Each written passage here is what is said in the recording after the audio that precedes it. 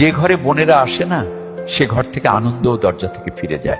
কারণ বোন শুধু একটি সম্পর্ক নয়, সে বাবা মায়ের প্রতিচ্ছবি। বোন হচ্ছে ভাইয়ের হৃদয়ের আলো এবং পুরো ঘরের রোশনি। যখন সে বাপের বাড়ি আসে, মনে হয় যেন শূন্য উঠোন আবার হেসে উঠেছে। তার হাসিতে বরকত থাকে, তার কথায় শান্তি থাকে এবং তার দোয়ায় এমন শক্তি থাকে যা যে কোনো ঝড়কে থামিয়ে দেওয়া যায়। কিন্তু অনেক সময় আমরা সেই বোনকে সেই ভালোবাসা, সেই সম্মান দিতে পারি না যার সে যোগ্য। কখনো স্ত্রীর কথায় বা সমাজের ভয়ে, কখনো নিজের অহংকারে ডুবে আমরা তাকে অবহেলা করি। বোন কিছুই বলে না, শুধু চুপচাপ সহ্য করে। কিন্তু যখন বোনের হৃদয় ভাঙে, তখন তার নীরবতা সেই ঘরের দেয়ালে ধাক্কা খায় এবং ধীরে ধীরে সেই ঘরও শূন্য হয়ে যায়। যদি আপনার সাথেও এমন কিছু হয়ে থাকে, তবে আজই হৃদয় থেকে পুরনো অভিযোগগুলোকে একটি পুরনো মুদ্রার মতো দূরে ফেলে দিন। আপনার বোনকে আবার আপনার হৃদয়ে জায়গা দিন।